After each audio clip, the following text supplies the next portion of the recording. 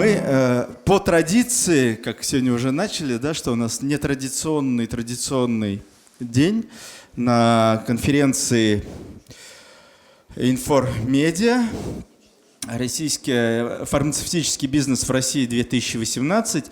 Мы проводим традиционный формат у редакционного камина газеты «Фармацевтический вестник». И я бы хотел задать первый вопрос, Сергей Анатольевич, вам. По сути, он касается программы той программы поддержки и развития российской фармотрасли, которая является частью составной и одной из самых главных стратегий «Фарма 2020», с переходом в вашем ответе на фарму, давайте замахнемся на фарму 2030. И я бы хотел услышать, чтобы мы для всех озвучили, что вы считаете успешным, что произошло в рамках текущего периода, какие инструменты показали себя насколько эффективными. Ну и, если можно, сразу мостик такой, чтобы, так сказать, не прерывать вас дополнительными вопросами. Это в будущем планируется, если взглянуть на период до 2030 года, планируются инструменты поддержки отменить и заменить другими, и какими, если так, или другие новые, и какие они будут, добавятся к тем, что есть в модифицированном виде. Да? Прошу. Спасибо. Спасибо большое, Герман. Доброе утро всем, уважаемые коллеги. Очевидно, что мы подводим какие-то итоги, в том числе и 2017 года, и, может быть, не только 2017 года, а пятилетнего такого промежутка реализации государственной программы по развитию фармацевтической и медицинской промышленности. Мы смотрим, что удалось нам сделать, какие есть, возможно, еще проблемы, где мы, может быть, не сфокусировали свое внимание на отдельных каких-то приоритетных группах, на которых нужно сфокусировать это внимание в дальнейшем. Ну и, конечно же, учитывая, что первый этап, который, если вы помните, обсуждая с отраслью, когда мы это только начинали, когда, в принципе, принимали стратегию развития фармацевтической отрасли, которая потом стала уже называться «Фарма 2020», как именем нарицательным, мы, обсуждая этот стратегический документ, закладывали некую этапность при неизменном целеполагании. Целеполагание у нас оно остается, оно останется и на горизонт 2030. Более того, оно, может быть, станет первым приоритетом, в отличие от того приоритета, который был установлен еще в 2009 году. А тогда первый приоритет это был, конечно, модернизация и техническое перевооружение. Нужно было создать максимальное количество в стране компетенций, возможностей, в том числе и вырастить компании, которые могут производить, могут разрабатывать сложные препараты химической природы, биотехнологической природы, использовать там новейшие технологии в области технологического выпуска лекарств, использовать новые технологии в области разработки, в области формирования вообще производственной базы по самым лучшим международным стандартам. То есть стояла такая достаточно непростая задача. Мне кажется, что эта задача с тем или иным успешным результатом выполнена на сегодня. Мы действительно сумели создать возможности в будущем для разработки уже собственных сейчас препаратов и для того, чтобы компании могли, как в рамках большой программы импортозамещения, я сейчас об этом скажу, очень интересные цифры, на самом деле, мы получили в сравнении с 2012 годом. Взяли просто 2017 и взяли 2012, когда госпрограмму только начали. Очень любопытные цифры получили. То очевидно, что у компании появились возможности, компании вошли активно в рынок, заняли свои нишевые зоны, активно сейчас участвуют в программах импортозамещения, активно участвуют в государственных закупках. Видим рост российских препаратов и в коммерческом сегменте. Есть объективные и субъективные причины. Конечно же, сыграли где-то и меры государственной поддержки, как, в принципе, сама государственная программа, являющаяся одним из основных инструментов в реализации стратегии «Фарма 2020». Но понимая о том, что целеполагание было все-таки переход на инновационный путь развития и максимальное создание условий для того, чтобы в России появлялись собственные инновации, собственные продукты, возможности у исследовательских организаций в коллаборации с производственным корпусом, с инвестфондами, создание институтов развития, которое в это же время произошло. То есть достаточно много было создано механизмов не только в рамках нашей государственной программы, а в целом в стране с точки зрения там, увеличения инвестиционной привлекательности фармотрасли для огромного количества инвесторов. И обратите внимание, сегодня вот, в пятерке там отраслей, которую сегодня инвесторы называют одними из самых привлекательных, фармацевтика звучит, да, совместно там IT-технологиями и какими-то другими отраслями, где мы видим существенный рост сегодня. И в Сочи буквально здесь не так давно Дмитрий Анатольевич тоже отметил фармацевтику, наш представитель правительства, и указал на ежегодный рост достаточно серьезный. И если взять вот период с 9 по 18 год, там в среднем и получается, что мы растем от 20 до 30%. То есть в этом плане он не вводил никого ни в какие неправильные цифры, а это действительно так. И если, например, взять производственную сферу, то в 2017 году мы там увидели рост вот прямо впрямую производства в деньгах там 12 с лишним процентов, более 300, по-моему, 21 миллиарда рублей объем производства, и это на растущем рынке. А вот в сегментах, в отдельных, это на самом деле очень, мне кажется, такие показательные цифры, что нам действительно удалось максимально создать предпосылки и возможности для компаний, которые активно в рынке стали занимать свои позиции. Это и локальные компании, это и российские компании, это и локальные продукты на площадках российских компаний. Ну, то есть это и собственные какие-то продукты наших российских организаций. То есть везде по-разному, в зависимости там, от корпоративных стратегий самих предприятий. Это вот первое, мне кажется, что удалось сделать. И второй момент – это, конечно, вовлечь в этот процесс большое количество участников рынка. И мне кажется, бизнес поверил в то, что государство выбрало правильный путь развития и откликнулся на этот призыв. И мы обратили внимание, что многие инструменты, которые были реализованы в рамках госпрограммы, они консолидировали усилия компании. То есть вот в госпрограмме там более 600 участников. Представляете, это там все крупнейшие там научно-исследовательские институты страны, да. Партнерами многих компаний стали там ведущие медицинские федеральные и региональные центры, да, то есть там отдельные линейки делали при непосредственном содействии крупных opinion-лидеров в России по различным нозологиям. Вот сейчас одену очки. Просто, чтобы... А вот сколько примерно таких контрактов текущих крупных? Ну, если в общем ЖНВЛП взять перечень сегодня и взять государственные закупки, то мы на 10% долю за 5 лет увеличили в деньгах российских препаратов.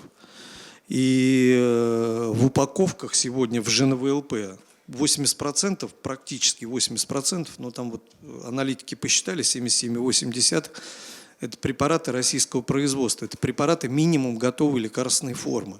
На территории Российской Федерации производятся.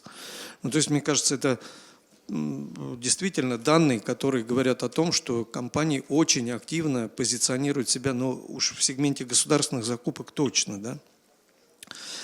Отдельные сегменты, мне кажется, впечатляющие просто результаты дают. Вот возьмите онкологию. 13% в 2012 году в деньгах мы были.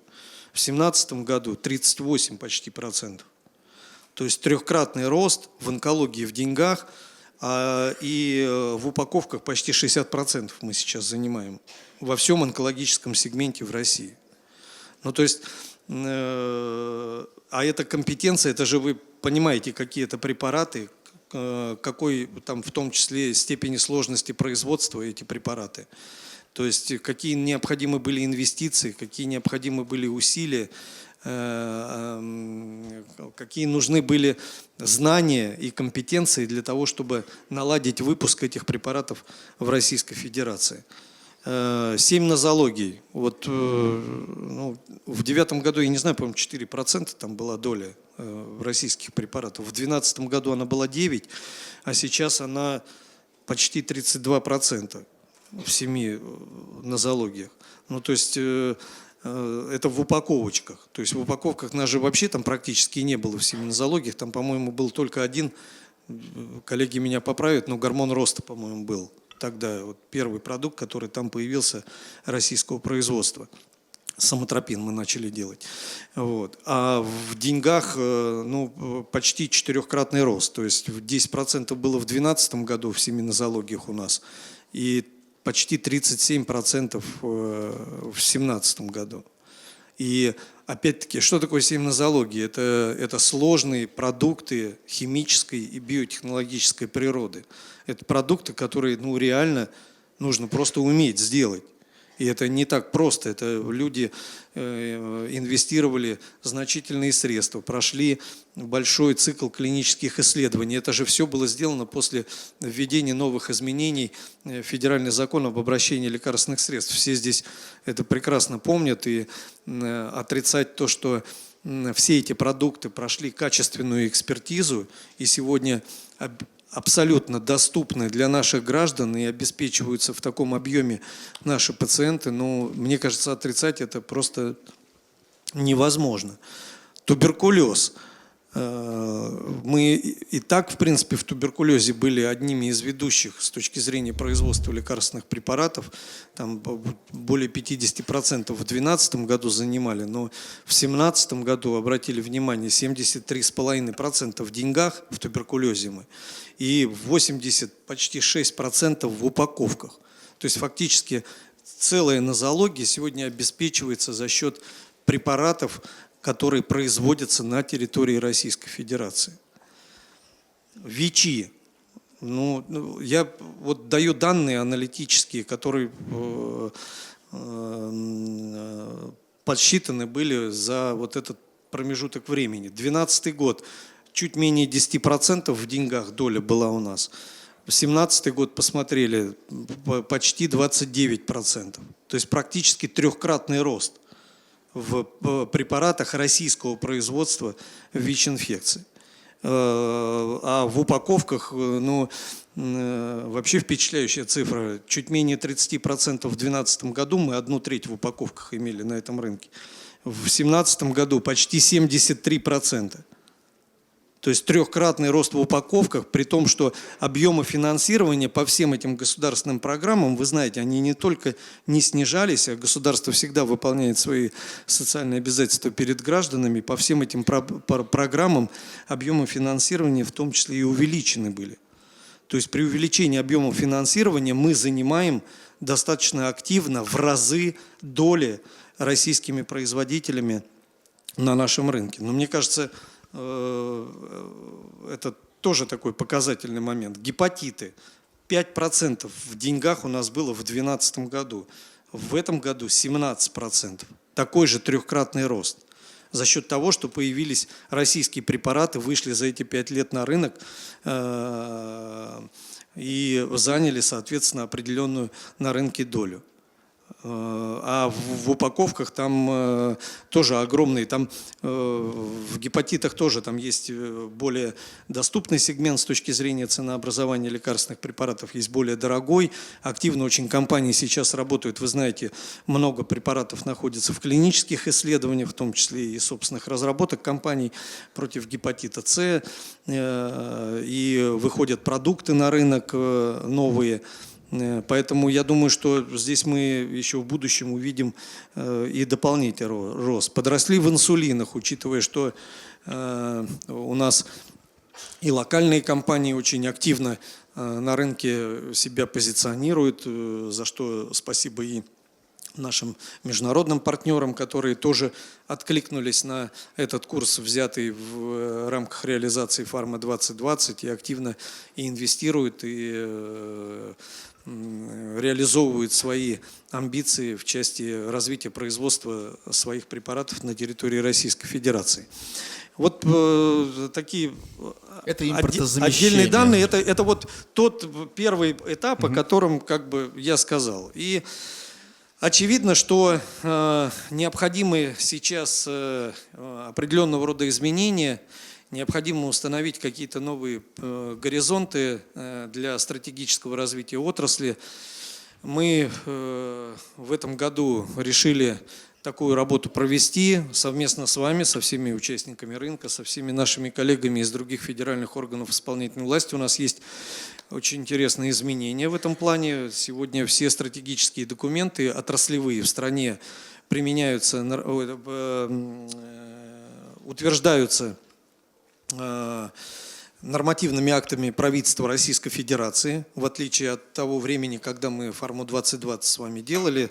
Тогда это были ведомственные нормативные документы, хотя они проходили согласование с другими коллегами из федеральных органов исполнительной власти, но в любом случае сегодня эти документы подняты на уровень правительства, были внесены соответствующие изменения в закон о стратегическом планировании. Сегодня все отраслевые стратегии будут и утверждаются распоряжениями правительства Российской Федерации. Поэтому в данном случае для нас существует дополнительный, в том числе и горизонт общения и с нашими коллегами из других федеральных органов исполнительной власти, с которыми нам нужно будет наше стратегическое с вами видение до 2030 года и дальнейшую перспективу теперь утверждать. И я, пользуясь случаем, конечно, всех к этому диалогу приглашаю. Мы направили сейчас все официальные обращения в наши ассоциации, в обращения в адрес наших коллег из федеральных органов исполнительной власти, формируем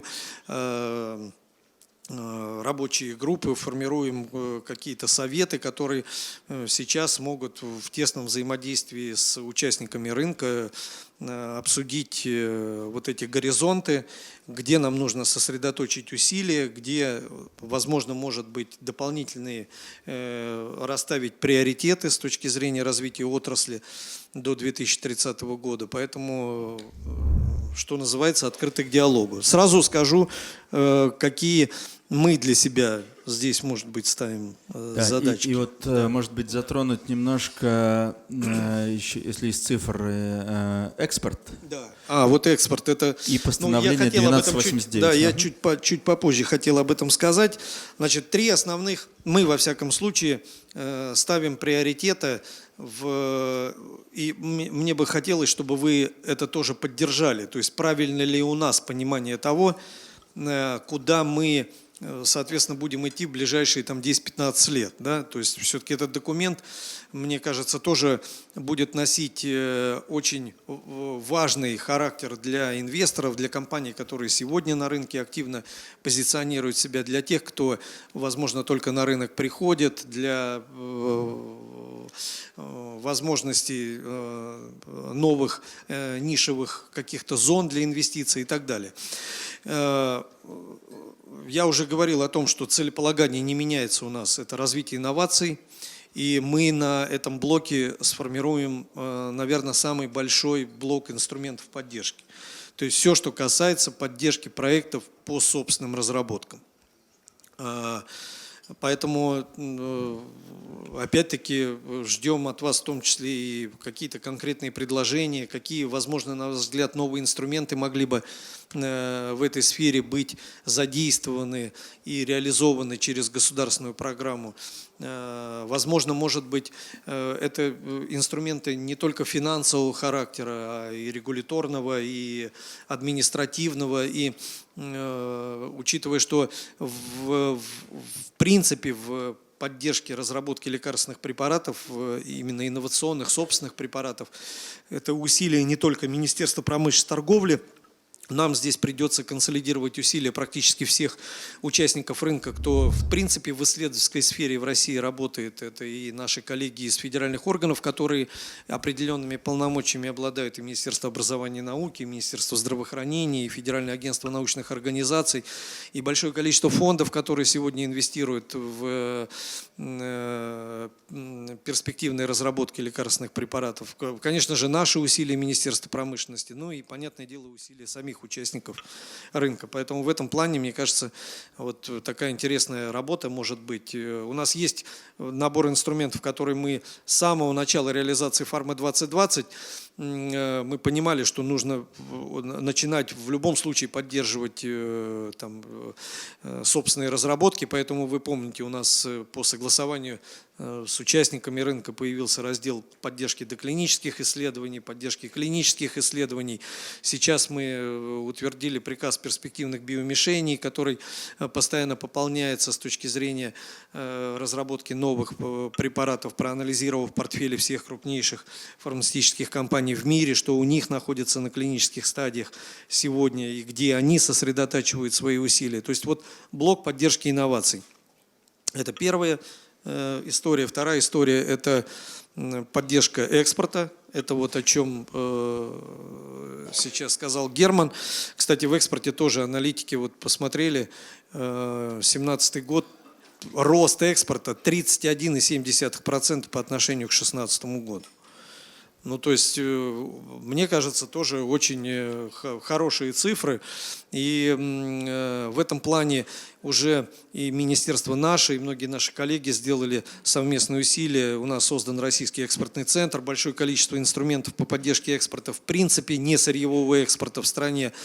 И это задача, поставленная президентом и правительством, и мы активно очень сейчас занимаемся государственной поддержкой проектов в области поддержки несырьевого экспорта. Поэтому в этом плане этот блок мы тоже взяли в фокус внимания и хотели бы сделать его как одним из приоритетных в рамках уже стратегии развития Фарма 2030, который базироваться будет на тех возможностях, которые сумели получить российские и локальные компании за счет первого этапа реализации Фарма 2020.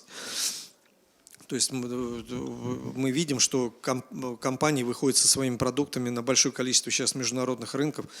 Просто нужно иметь какие-то продукты, с которыми можно туда выйти. Поэтому вот если уж удалось нам это сделать, то максимально надо поддержать теперь российские организации с точки зрения экспорта их продукции на внешние рынки. Это вот второй блок. И третий блок, который тоже мы сейчас обсуждаем с нашими коллегами из Министерства здравоохранения. Здесь мы и с вами хотели бы его тоже обсудить. У нас вышло законодательство новое не так давно в области биоклеточных продуктов. И, возможно, это тоже определенного рода вектор развития на ближайший горизонт. И здесь нам хотелось бы сосредоточить тоже в том числе и наши усилия организаций, которые работают в этом непростом сегменте. И учитывая, что эта тема абсолютно, она такая новая с точки зрения нормативной базы, которая сейчас формируется, мне кажется, вот было бы полезно всем компаниям примкнуть к этой работе, которые могут нам оказать профессиональную поддержку, дать нам профессиональные компетенции с точки зрения знаний и информации об этой области и правильно сформировать блок поддержки проектов именно по созданию, по разработке и созданию биоклеточных продуктов. Еще один дополняющий вопрос про инструменты успешные и развивающиеся. Вот вокруг постановления 1289 какая сейчас ситуация, как там эволюция происходит? Ну, несколько слов о том, о текущих инструментах. Мы сейчас, в принципе, в рамках действующих мер поддержки, это и большое количество набор субсидий различного рода, и фонд развития промышленности, и различного рода субсидий, которые связаны с системными мерами, там, по ставкам кредитным и по другим каким-то направлениям. Мы там тоже вносим соответствующие изменения. Мы отдельно выделяем в государственной программе поддержку проектов на Дальнем Востоке. И в этом плане компании, которые, их не так много, но компании, которые будут реализовывать свои проекты на территории Дальнего Востока, могут получить дополнительные преимущества в рамках получения мер государственной поддержки. Во-первых, это больший объем финансирования на проекты, которые реализовываются на территории Дальнего Востока. И в в отличие от тех проектов, которые реализуются в других регионах. Это тоже вот такое нововведение, которое уже включено в государственную программу. Отдельно включили в требования получения субсидий по определенного рода мероприятиям разработку лекарственных форм и дозировок для детей. И эту большую работу мы сейчас с нашим педиатрическим сообществом будем в этом году вести. Мы участвуем в этом году во всех крупнейших педиатрических конгрессах в России и хотели бы сформировать достаточно большой блок поддержки именно препаратов для несовершеннолетних. И там и срок гражданского выпуска продукции увеличен до 6 лет по отношению к другим мероприятиям, где он составляет 4 года. Мы убрали там объемы по выручке этих препаратов, то есть максимально, чтобы стимулировать активность компаний именно в сегменте разработки и производства препаратов для детишек. Вот это вот история. Еще одна история связана с конверсией в ОПК и с активностью сейчас, которую ведут предприятия оборонно-промышленного комплекса. В большей степени это, конечно, касается медицинских изделий и медицинской техники, но тоже, соответственно, мы максимально будем вносить изменения, которые поддержат усилия и инициативы предприятий оборонно-промышленного комплекса, которые будут диверсифицировать свою деятельность, в том числе и в медицинскую промышленность. Субстанции 1289 мы с коллегами сейчас обсудили, каким образом нам интегрировать вот те договоренности, которые мы достигли по 25% преференции для производителей субстанций перед производителями готовой лекарственной формы. Нашли сейчас, соответственно, законодательные варианты реализации этого мероприятия, и думаю, что в этом месяце на площадке правительства мы уже окончательно этот вопрос обсудим. Поэтому напомню, что мы активно поддержали третьим лишним производителей готовых форм и программу импортозамещения в стране. И теперь мы будем дополнительно стимулировать этим инструментом, давая денежную преференцию, опять-таки, с которой все участники рынка согласились, именно тем производителям, которые активно инвестировать будут в производство субстанций, активно будут заниматься синтезом субстанций на территории России. Речь идет именно о синтезе, коллеги. Вот здесь вот, чтобы ни у кого не было никаких иллюзий, речь идет именно о синтезе субстанций. Не так много таких, на самом деле, проектов, но поддержать такого рода усилия и инвестиции в эту область мы, конечно, обязаны. Более того, мне кажется, это вообще тема тоже, которая стоит на повестке дня обсуждения, учитывая, если мы приоритетом ставим поддержку собственных разработок, это априори препараты полного цикла, учитывая, что если ты собственный препарат с нуля разрабатываешь, ты все равно как бы делаешь его, включая синтез субстанции здесь на территории России. И поэтому для нас важно, чтобы мы вот этот инновационный лифт с вами дополнительно обсудили, а как дать возможность оперативного внедрения такого рода продукции, которая появляется в России непосредственно в медицинскую практику, в структуру здравоохранения.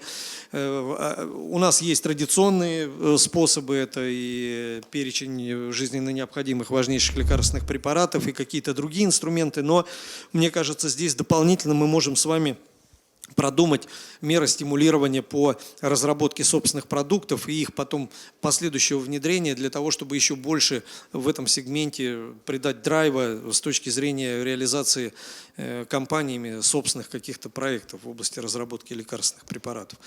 Вот это, мне кажется, тоже тема для обсуждения будущего, и она должна обязательно найти отражение в приоритетах в стратегическом документе уже «Фарма-2030». А как в настоящий момент идет работа с компаниями, с которыми заключен специнвестконтракт? Увеличивается ли число заявок?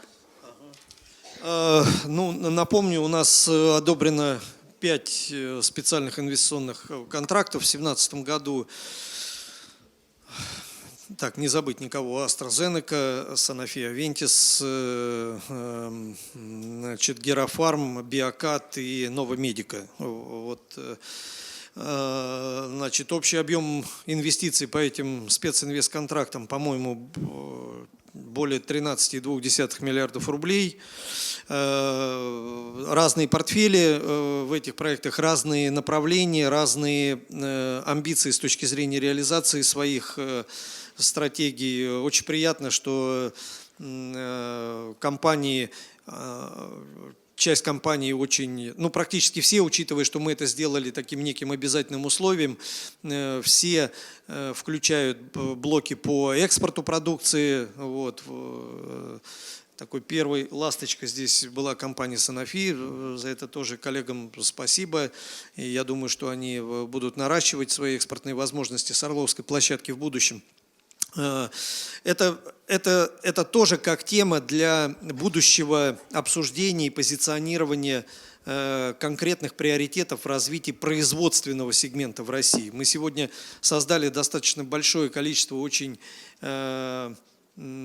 современных, отвечающих всем передовым международным стандартам производственных площадок, как для развития контрактного производства, и вы знаете, здесь мы сейчас вносим изменения для того, чтобы активность повысить в отношении развития контрактного производства в России и задействования этих площадок, в том числе при партнировании с международными компаниями.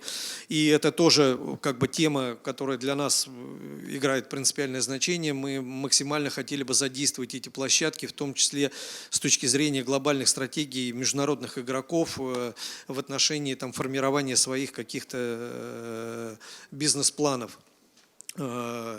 Учитывая, что мне кажется, что опять-таки с точки зрения формирования производственной себестоимости и достаточно большого промышленного выпуска готовых лекарственных форм, Россия сегодня может точно быть конкурентоспособной по отношению ко всем площадкам, которые, например, сегодня сосредоточены в Европе или в развитых других странах. Поэтому в этом плане, мне кажется, есть у нас определенного рода преимущества, которые в том числе и дают льготы системные, которые в России приняты, опять-таки, вот за этот горизонт там, буквально 7-10 лет. Вы знаете, и это территория опережающего развития, и особые экономические зоны, и налоговые преференции, которые связаны с промпарками, кластерами и другими какими-то вещами. То есть достаточно большой набор. По специнвестконтрактам дополнительно у нас есть еще предложения от компаний сейчас, которые рассматриваются у нас в рамках реализации этого инструмента. Здесь мы сосредоточены на совершенствовании сейчас этого инструмента в будущем. То есть мы будем дополнительно формировать предложения, это не только фармы касается, но и других каких-то индустриальных направлений, предложения совместно с коллегами из Министерства финансов для реализации там уже и инициатив в части СПИК 2.0, который сейчас очень активно обсуждается, да и в принципе в нашу нормативную документацию вносятся изменения, которые дают дополнительные преимущества, точнее даже не преимущества, а развязывают какие-то, возможно, может быть, нестыковки с точки зрения применения в полном объеме этого инструмента. Мы, конечно, будем активно инструмент этот и в будущем позиционировать. Обратили внимание на то, как он резко скоррелирован был в 2017 году с регуляторикой. И это тоже для нас определенного рода вызов посмотреть на внедрение этого инструмента, в том числе в привязке его не только к каким-то финансовым или налоговым дополнительным преимуществам и льготам, а возможно, каким-то другим регуляторным механизмом. И здесь, вы знаете, мы в рамках сейчас поручения правительства, в том числе и там, связываем специнвестконтракты со статусом российского продукта, связываем с другими какими-то преимуществами, которые в других нормативных документах заложены для российских производителей, я имею в виду для локальных производителей. Поэтому в этом плане эту работу мы в дальнейшем тоже будем обязательно проводить. В этом году у нас будет из одобренных заключение еще одного специнвестконтракта с компанией Nova Medico. Он сейчас готовится к подписанию. И Поэтому, я думаю, в будущем будем ждать еще в этом плане дополнительных результатов. Ну, я тоже думаю, специнвестконтракт достаточно интересное направление. Тут еще требуется, наверное, доработки существующих, потому что мы все знаем, что возникают от разных государственных органов разные, так сказать, запросы. И один из участников, вами упомянутый, сейчас встретился с определенной проблемой по ценообразованию на ту продукцию, которую он собирается здесь производить и поставлять. И там, конечно, есть еще зона для согласования как между нашими российскими регуляторными органами, так и с самими инвесторами, производителями в данном случае. Мне вот очень радостно слышать, что в этом направлении работа ведется. Сергей Анатольевич, я хотел поблагодарить от нас, от всех здесь присутствующих, от наших телезрителей. Понятно, что в формате такого краткого интервью невозможно все детально рассказать, но вот я думаю, все со мной согласятся, что именно Минпромторг в вашем лице один из самых ярких и самых, так сказать, интерактивных наших государственных партнеров, который четко рассказывает и позиционирует как интересы государства, приоритеты министерства и личные и должностные приоритеты в развитии фармацевтической индустрии. Спасибо вам большое за интервью. Спасибо большое. Еще раз, коллеги, спасибо большое, что сегодня была у меня такая возможность, да, свои какие-то мысли высказать. Я еще раз всех приглашаю к активной работе в рамках подготовки нового документа с горизонтом 2030, стратегия «Фарма 2030». Поэтому, уважаемые коллеги, выходите на наш профильный департамент развития фармацевтической и медицинской промышленности. Мы к этой работе привлекаем с точки зрения организационных процедур, в том числе и наши подведомственные учреждения, федеральные государственные учреждения, Государственный институт лекарственных средств надлежащих практик. Вы знаете, что мы ведем еще большую работу, которая связана с нашими прямыми полномочиями в части лицензионного контроля, в части инспектирования международных площадок. Там тоже мы находим компромиссные решения с участниками рынка, активно ведем диалог, но при этом жестко будем стоять на страже обеспечения качества препаратов, как импортируемых в Россию, так и производящихся внутри Российской Федерации. Поэтому эту работу мы тоже в дальнейшем обязательно продолжим. Еще раз большое спасибо и всем, конечно, успехов. Спасибо. Спасибо большое. Напомню, что это была программа у редакционного камина газеты «Фармацевтический вестник» в рамках 8-й международной конференции «Фармацевтический бизнес в России», организованной Информедиа. Спасибо, увидимся.